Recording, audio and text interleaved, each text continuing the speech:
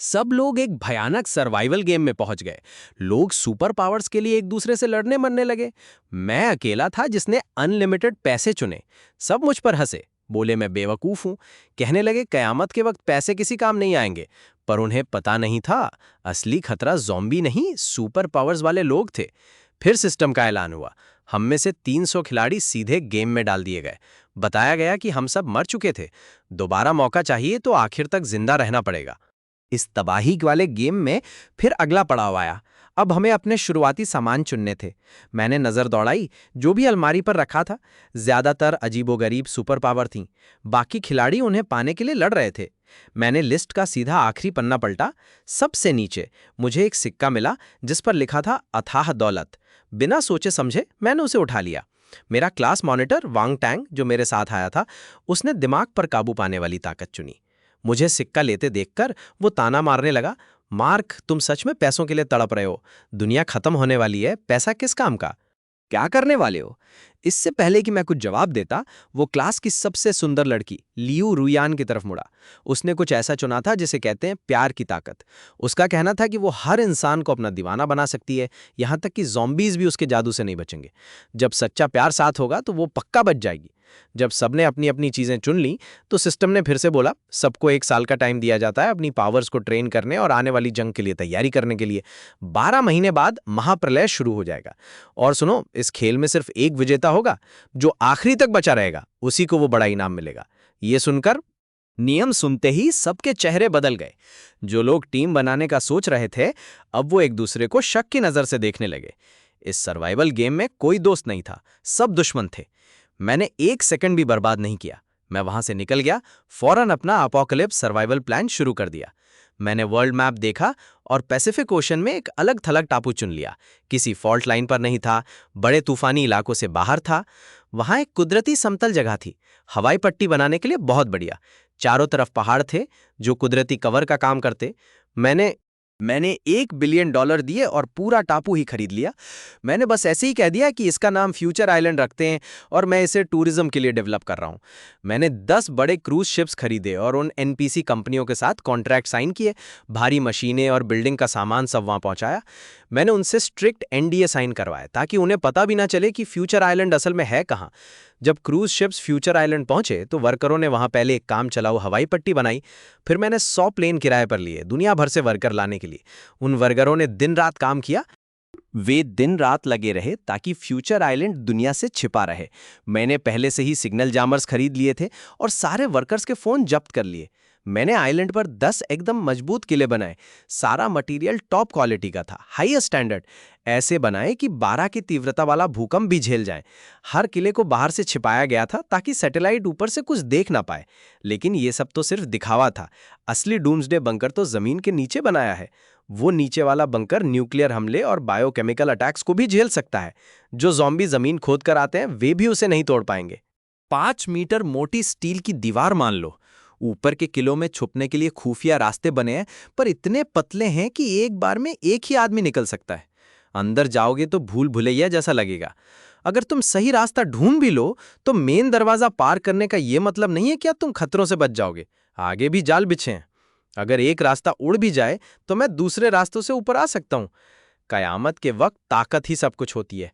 बिजली की दिक्कत ना हो इसके लिए मैंने टापू पर पवन चक्कियां और साथ में लहरों और न्यूक्लियर पावर के जनरेटर भी लगा दिए हैं। पानी का भी इंतजाम आसानी से हो गया। मैंने बारिश का पानी इकट्ठा करने वाले सिस्टम और समुद्र का पानी पीने लायक बनाने वाले सिस्टम लगा दिए। यहां तक कि जमीन के नीचे का गंदा पानी साफ करने वाले मशीनें भी ढूंढ ली, जो कयामत के वक्त का दूषित पानी भी पीने लायक बना देती हैं। और तो और, तुरंत बहुत ज्यादा गर्म और ठंडा करके कीटाणु मारने वाले सिस्टम, अल्ट्रावायलेट तरीके से और केमिकल डालकर साफ करने वाले मशीनें भी हैं। बंकर का गंदा पानी साफ करने का अलग सिस्टम बनाया है। बाढ़ से बचने के लिए सारी दीवारें वाटरप्रूफ कर दी। धमाकों से बचाने के लिए बने दरवाजे बंद होने पर एकदम एयर टाइट हो जाते हैं। जमीन के नीचे ड्रेनेज सिस्टम बहुत तगड़ा है। मैंने कई सारे एयर प्योरिफिकेशन सिस्टम लगाए हैं ताकि अंडरग्राउंड शेल्टर में हमेशा साफ और खूब सारी हवा रहे। और तो और मैंने 1 लाख ऑक्सीजन कनिस्टर भी जमा कर रखे हैं कि अगर कभी शेल्टर पूरी तरह बंद करना पड़े तो काम आए। मैंने 12 अलग अलग हिस्से बनाए हैं। अगर एक दो खराब भी हो जाएं तो बाकी काम संभाल लेंगे।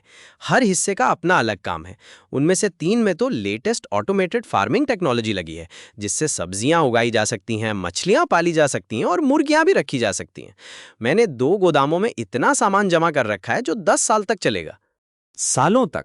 दवाई, खाना, पानी। जब भी एनपीसीज को मेरे कंस्ट्रक्शन पर शक होता, मैं उन्हें टिप्स देकर चुप करा देता। फिर मैं ईगल लैंड गया और भारी हथियार खरीदे, जिनमें मोबाइल कॉम्बैट रोबोट्स और जासूसी ड्रोन भी शामिल थे। और क्योंकि मैं इतना पैसा खर्च कर रहा था, मैंने ब्लैक मार्केट के जरिए 2 न्यूक्लियर वॉरहेड्स भी हासिल कर लिए। किसी खाड़ी में मैंने अपनी न्यूक्लियर सबमरीन और एक जेट भी छुपा रखा है। अंडरग्राउंड बंकर में एक सुरंग है जो सीधे सबमरीन डॉक तक जाती है, ताकि काबिलियत वाले प्लेयर्स यहां तक ना पहुंच सके। आइलैंड पर मैंने नकली रीफ्स बनवाए, बिल्कुल पुरानी जगह पर। कोई भी बड़ा जहाज जो आता, वो वहां फंसकर डूब जाता। किनारे के पास मैंने पूरी बाउंड्री पर इलेक्ट्रिक फेंसिंग लगवा दी। और आसपास के पानी में मैंने बहुत सारे बॉम्ब्स लगा दिए। मैंने रडार सिस्टम्स भी लगाए ताकि कोई भी अगर करीब आए तो मुझे पहले से पता चल जाए और मैं उसे रोक सकूं।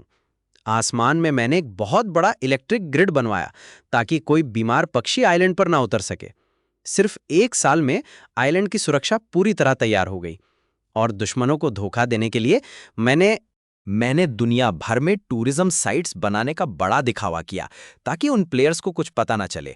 वो रिजॉर्ट्स असल में बैकअप लोकेशंस थीं, जहां मैं बिना फ्यूल डलवाए उड़ सकता था। आखिरी ग्रुप को भेजने के बाद मैं अकेला आइलैंड पर बचा था।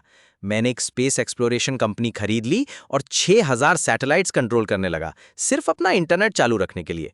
उस पूरे साल मैंने दुनिया भर की एयरलाइंस और शिपिंग कंपनियां खरीदी। फिर आखिरी हफ्ते मैंने सारे प्लेन्स और जहाज तोड़वा दिए। पूरी दुनिया जानती थी कि सबसे अमीर आदमी। लंबी दूरी का ट्रांसपोर्ट सिस्टम पूरा बर्बाद कर दिया। सब एनपीसी को लगा ये पागल हो गया है। सिर्फ प्लेयर समझ रहे थे ये ग्लोबल टाइकून उनका कॉम्पिटिटर भी था। प्लेयर्स के चैट इंटरफेस में एक नोटिफिकेशन आया। वांग तांग ने मुझसे पूछा, मार्क, वो ग्लोबल टाइकून तुम ही हो ना? बस उसी ने मुझे इन्फिनिट वेल्थ चुनते देखा था, पर मैंने उसे पूरी तरह से इग्नोर कर दिया। 1 हफ्ते बाद सर्वनाश आ गया। जिन प्लेयर्स ने अपनी एबिलिटीज मैक्स कर ली थी वो तैयार थे। पब्लिक स्क्रीन पर 300 प्लेयर्स के नाम आए। मैं 99 नंबर पर था, वांग तांग 100 नंबर पर, लियू यान रेन का नंबर 101 था। ध्यान दो, दुनिया का खात्मा शुरू हो चुका है। ये गेम तब तक चलेगा जब तक कोई एक प्लेयर नहीं बचता। किसी ने सोचा नहीं था कि यह सब एक दुनिया भर की बारिश से शुरू होगा। कई दिनों तक लगातार बारिश ने भीषण बाढ़ ला दी। फ्यूचर आइलैंड पर भी असर पड़ा, पर आइलैंड छोटा होने की वजह से बादल 2 दिन में आगे निकल गए। मुझे तो अपने अंडरग्राउंड बंकर में छिपने का मौका भी नहीं मिला। वो एबिलिटी यूजर्स भी हैरान रह गए। वो इस दुनिया में खाली हाथ आए थे। पूरा साल उन्होंने अपनी पावर्स की ट्रेनिंग की और पैसे कमाने में लगे रहे। संघर्ष तो जारी रहेगा ही। कह रहा हूं, उन्होंने जो सामान इकट्ठा किया था वो बेकार था। बस कुछ ही खिलाड़ी, जिन्होंने अपराध करने के लिए अपनी पावर्स का इस्तेमाल किया था, विला हासिल कर पाए। उन्होंने बेसमेंट में शेल्टर बनाया। बाढ़ ने पहले बेसमेंट पर हमला किया। उनका सारा सामान बर्बाद हो गया। पूरा विला बाढ़ में डूब गया। कुछ खिलाड़ियों ने अंडरग्राउंड गैरेज में शेल्टर बनाए थे, वो भी पूरी तरह से भर गए। ऊंची मंजिल वाले शेल्टर अभी ठीक थे, लेकिन बारिश थमने का नाम नहीं ले रही थी। अंडरग्राउंड खिलाड़ियों का पहले से ही थोड़ा बहुत सामान था, जो धीरे धीरे खत्म हो गया। सब परेशान होने लगे। इधर मैं स्नैक्स खा रहा था और लाइव मैच देख रहा था। स्ट्रीम चल रही थी। स्ट्रीमर पर्दों के पीछे छुपकर सामने वाली बिल्डिंग की चोरी छिपे रिकॉर्डिंग कर रहा था। एक बंदा आग की शक्तियों का इस्तेमाल करके सामान लूटने के लिए रेड मार रहा था। भाई, ये कोई स्पेशल इफेक्ट्स नहीं है, ना ही कॉस्प्ले है। ये सच में कोई एबिलिटी वाला बंदा है। पहले ये हमारे कॉम्प्लेक्स में गार्ड था, अब ये दरवाजे जलाकर 14 डाल रहा है। ये इसकी 10वीं चोरी है। चैट में तो बाढ़ आ गई मैसेजेस की। तो क्या सच में एबिलिटी वाले लोग होते हैं? इसका मतलब क्या दुनिया खत्म होने वाली है? स्ट्रीमर, ध्यान से, जब वो उस बिल्डिंग को निपटा देगा तो अगला नंबर तुम्हारी बिल्डिंग का ही होगा। क्या आग वाली शक्ति भरोसेमंद है? आग वाली शक्ति प्लेयर ने पैसे दिए। एनपीसीज के साथ लड़ाई खत्म। स्वॉट टीम नावों में भरकर कॉम्प्लेक्स पर पहुंच गई। उन्होंने बिल्डिंग को चारों तरफ से घेरकर बंदूकें तान दी। स्ट्रीमर खुशी से कांप रहा था। दोस्तों, ये मेरी पहली बार है जब मैं गन फाइट देख रहा हूं। इस गार्ड की गोलियों की रफ्तार देखो, पागल कर देने वाली है। इसने सेकंडों में स्टील का गेट गला दिया। स्वॉट टीम बिल्डिंग में घुस गई। गोलियां बहुत तेजी से चल रही थीं। अचानक छत से एक आकृति निकली और सीधे बाढ़ में जा गिरी। थोड़ी देर बाद मैंने ग्लोबल चैट में उस प्लेयर का नाम ग्रे होते देखा। इसका मतलब वो प्लेयर मारा गया। ठीक उसी समय चैट विंडो में वांग ने लिखा, टैंग ने मुझे फिर से कांटेक्ट किया। बोला, मार्क, टीम बना लेते हैं। देखो, हम पुराने क्लासमेट रहे हैं, रोल नंबर भी साथ में थे। अगर टीम बनाते हैं तो पक्का एंड तक जाएंगे। वो बेशरम वीडियो रिक्वेस्ट भेजता रहा, पर मैं इग्नोर करता रहा। अगर उसके साथ टीम बनाई और हम लास्ट 2 बचे तो पक्का वो माइंड कंट्रोल करके मुझे मार देगा और खुद जीत जाएगा। क्या वो मुझे बेवकूफ़ समझता था या खुद को ज़्यादा स्मार्ट? बिजली पानी कट चुके थे, खाना खत्म हो रहा था। 3 महीने के फ्लड्स ने लोगों की उम्मीद तोड़ दी थी। फाइनली किसी से और नहीं रहा गया, उन्होंने डेस्परेट स्टेप्स उठाने शुरू कर दिए। चारों तरफ खतरा, लूटपाट, आगजनी चल रही थी। प्लेयर्स आम लोगों के बीच घुसे हुए थे, बस जिंदा रहने का रास्ता ढूंढ रहे थे। लेकिन अपनी वो खास काबिलियत वो कब तक छुपा पाते? बड़े लोगों की नज़रों में आ गए। ऊपर से सीधा ऑर्डर आया कि ऐसे लोगों को पकड़ो। जो पकड़ा गया उसे रिसर्च सेंटर्स में भेज दिया गया। एक ही महीने में 30 प्लेयर्स की लिस्ट पब्लिक कर दी गई। फिर तो प्लेयर्स ऐसे डर गए जैसे एक डरी हुई चिड़िया। हर कोई सहमा हुआ। और मैं तो बिल्कुल अलग दुनिया में जी रहा था। कभी अपनी सब्जियां देख ली, कभी अपने महल में गेमिंग कर ली, कभी स्विमिंग पूल में नहा लिया। आगे आइलैंड तो एकदम स्वर्ग जैसा था। मैं तो बढ़िया जिंदगी जी रहा था, पर अच्छे दिन ज्यादा टिकते नहीं है। आखिर में किसी ने मुझे धोखा दे ही दिया। किसी ने वर्ल्ड चैट पर गुमनाम मैसेज कर दिया, प्लेयर 99 दुनिया का सबसे अमीर आदमी है। उसने तबाही से पहले बहुत सारे शेल्टर बनाए होंगे। प्लेयर 99 को ढूंढो और सबकी जान बच जाएगी। बस लंबे समय से शांत वर्ल्ड चैट तुरंत भड़क गया। प्लेयर 99 सामने आओ, तुम अकेले मजे ले रहे हो और यहाँ सैकड़ों लोग मर रहे हैं। कितने बेरहम हो। हाँ, ऐसे प्लेयर्स को खत्म कर देना चाहिए। 99 को ढूंढो और हम बच जाएंगे। सब लोग हमला करो। सारे प्लेयर्स पागल हो गए। वो कुछ सोच समझ नहीं पा रहे थे। सब मुझे जान से मारने पर तुले हुए थे। मैं तो बस शांति से रहना चाहता था, पर तुमने मुझे बुला लिया। मैंने वर्ल्ड चैट पर मैसेज किया, सब लोग शांत हो जाओ, मैं प्लेयर 99 हूँ। तुम सबको शेल्टर चाहिए, मैं दे सकता हूँ। पर मैंने शेल्टर सिर्फ 4 देशों में बनाए हैं, ड्रैगन, ईगल, हंस और कैंगरू। और हर शेल्टर में ज़्यादा से ज़्यादा 20 लोग आ सकते हैं। मैंने वर्ल्ड मैप पर 4 जगह मार्क कर दी हैं। तुम लोग 200 से ज़्यादा लोग हो, सबके सब नहीं आ पाओगे।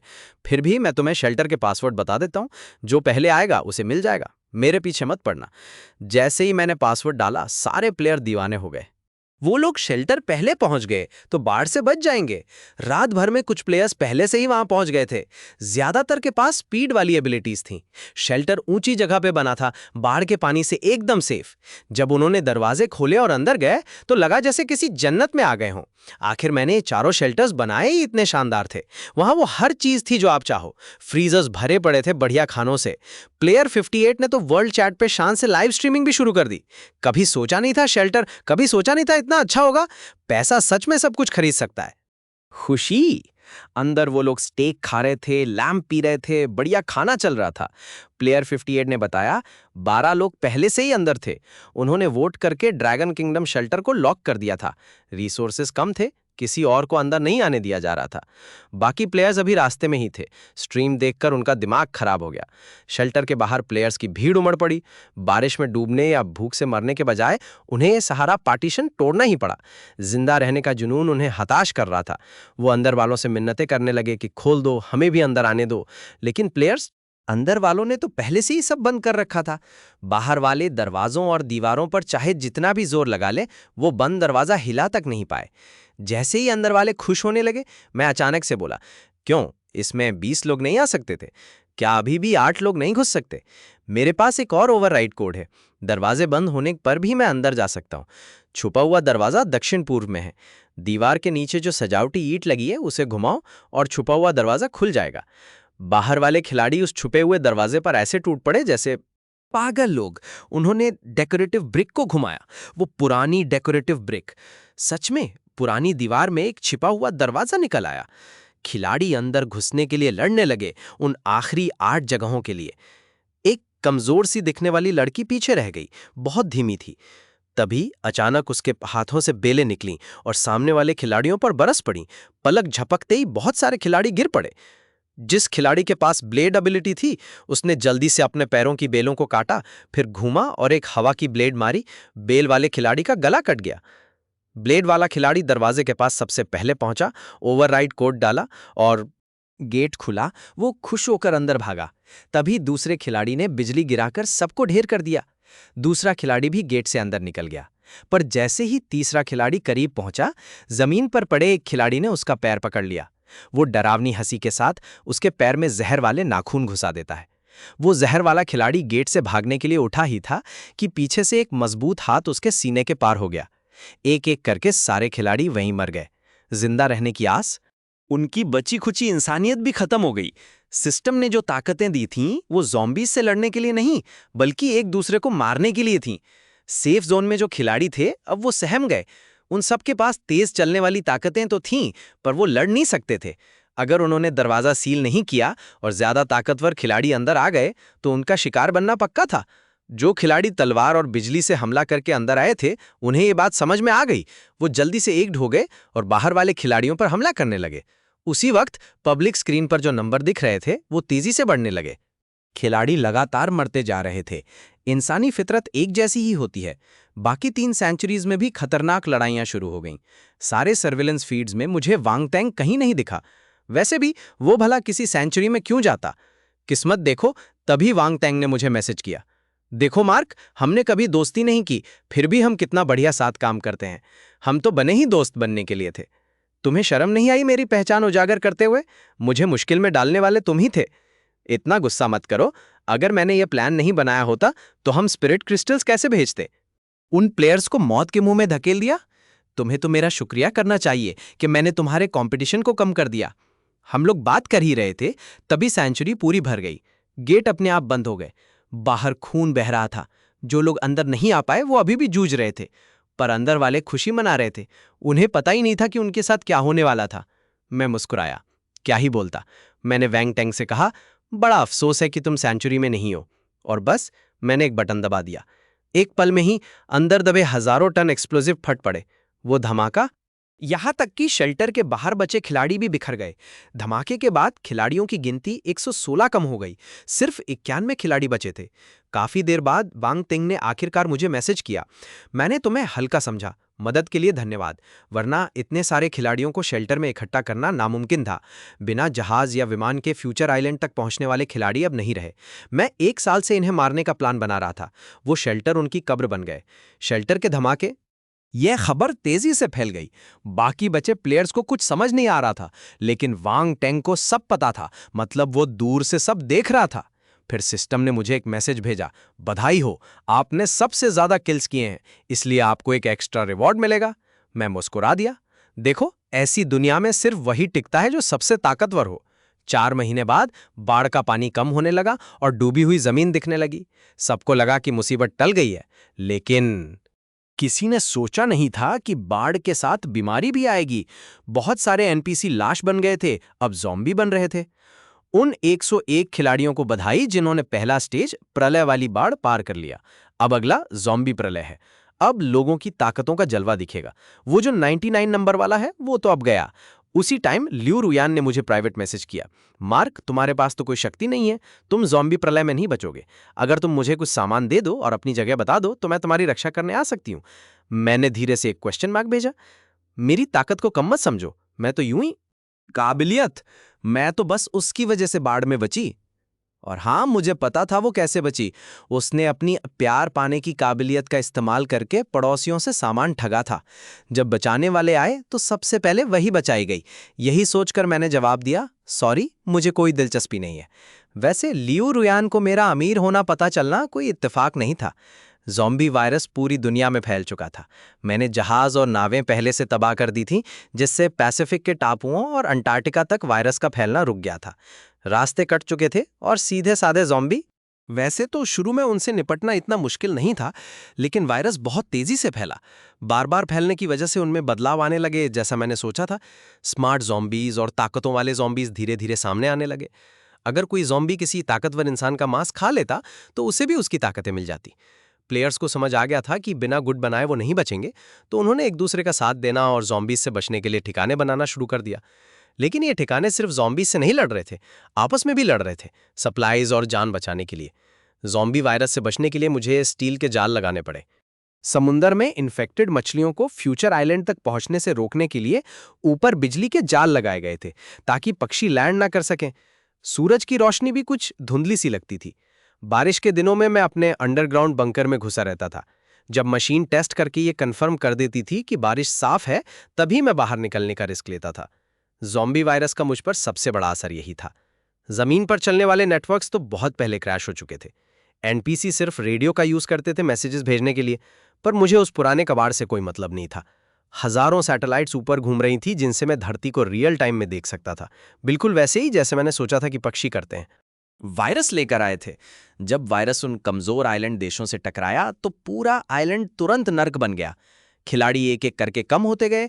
इस बार सिर्फ 30 खिलाड़ी बचे, लेकिन तभी एक बदला हुआ पंछी ज़ॉम्बी फ्यूचर आइलैंड के पानी के ऊपर से उड़ा।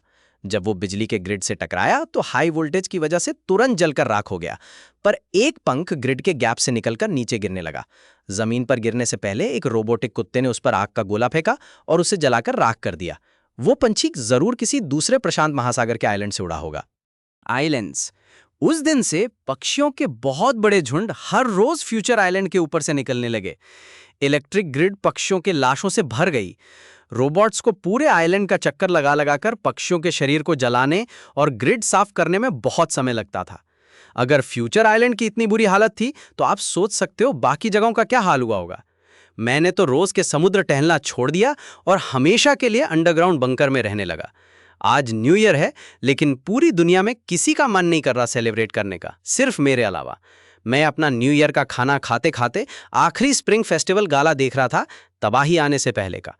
मैंने पहले अपनी फैमिली के बारे में सोचा, पर अब मैं ही अकेला बचा था। अंदर से खालीपन महसूस होना बहुत आसान था।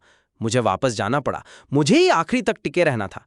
मैंने अपने न्यू ईयर ईव के डिनर की फोटो खींची और वैंग टैंग को भेज दी। 1 मिनट बाद वैंग टैंग ने मेरी फोटो वर्ल्ड चैट पर पोस्ट कर दी।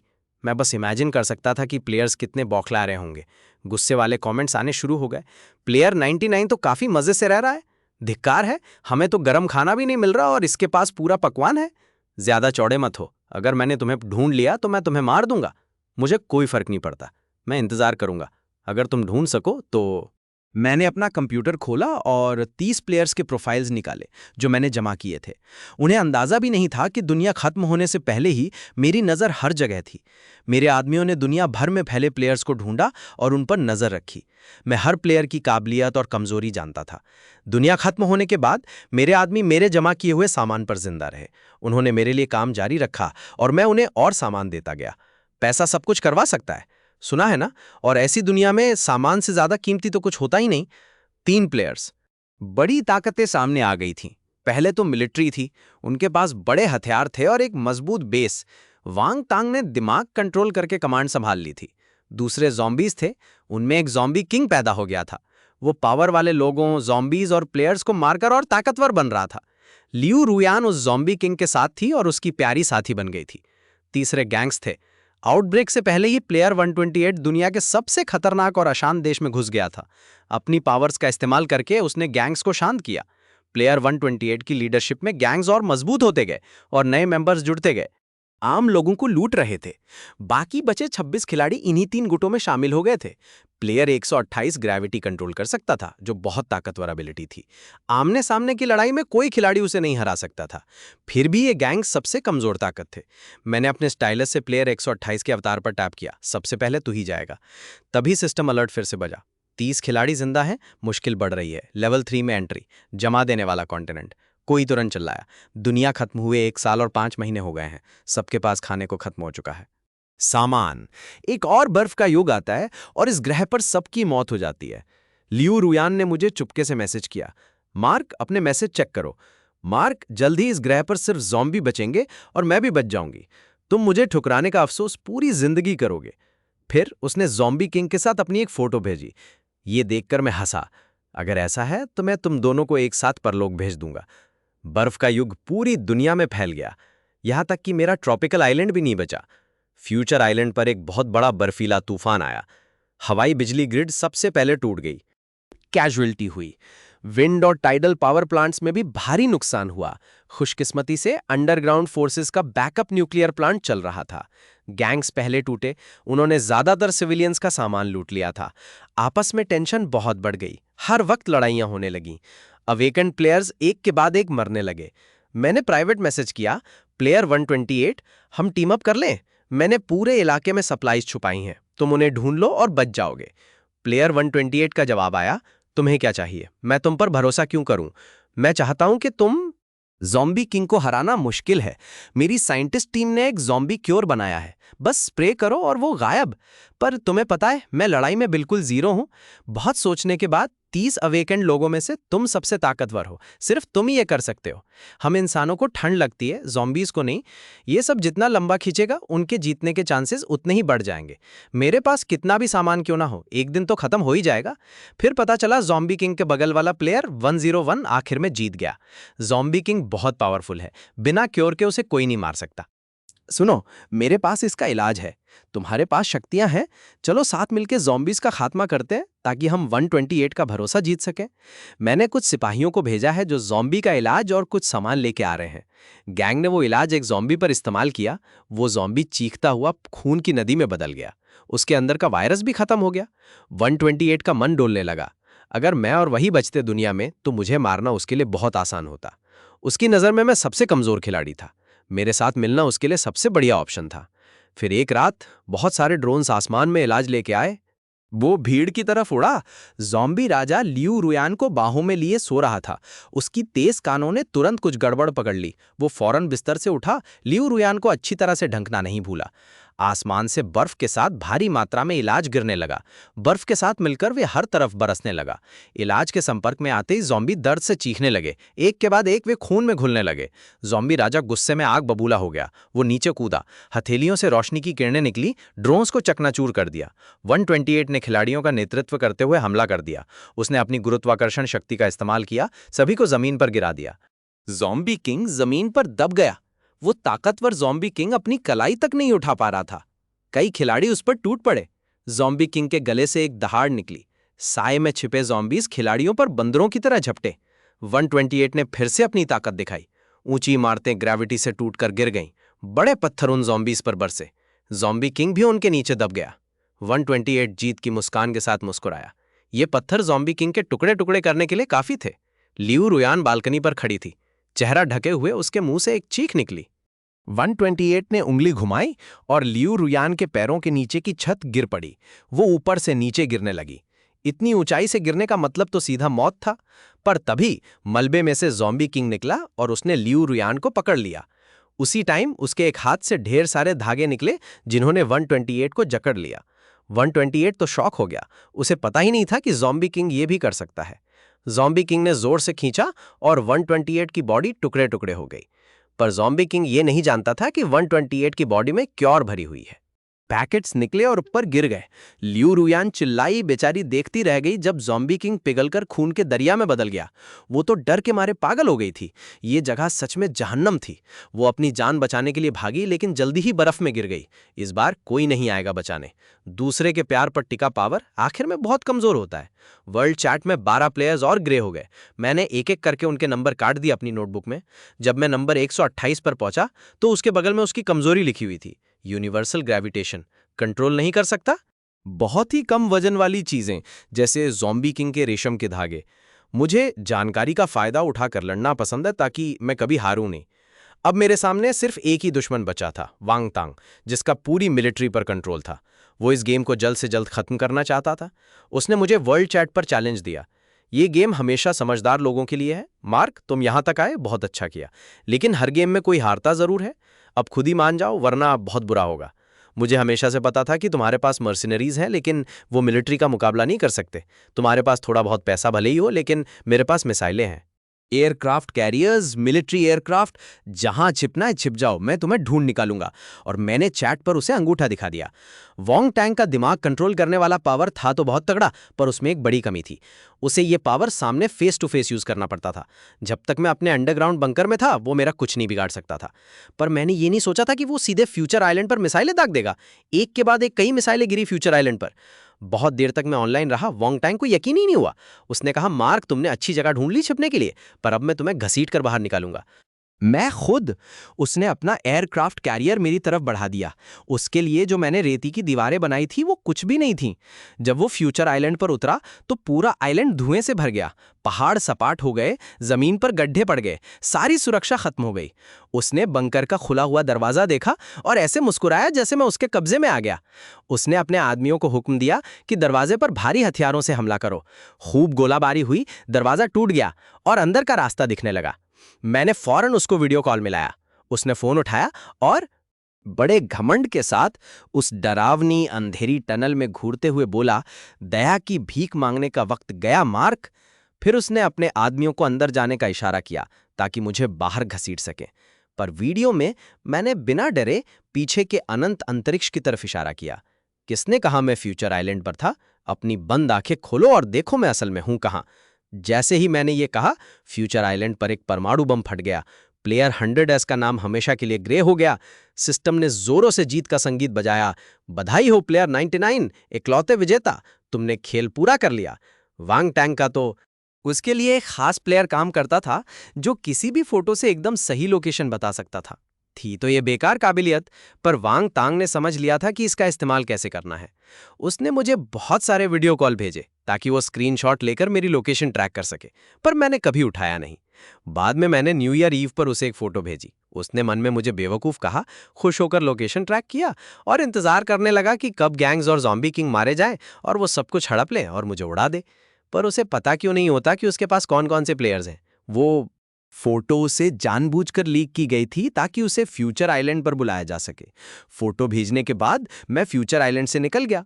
सिस्टम ने मुझे इनाम के तौर पर कहीं भी तुरंत टेलीपोर्ट होने का एक मौका दिया, मेरे सारे सामान के साथ। बिल्कुल ऐसे ही मैं एक स्पेस स्टेशन में पहुंच गया, लेकिन सिस्टम ने मुझे वापस पृथ्वी पर आने का रास्ता नहीं दिया। मैं इस इनाम का इस्तेमाल अंत तक नहीं कर पाया।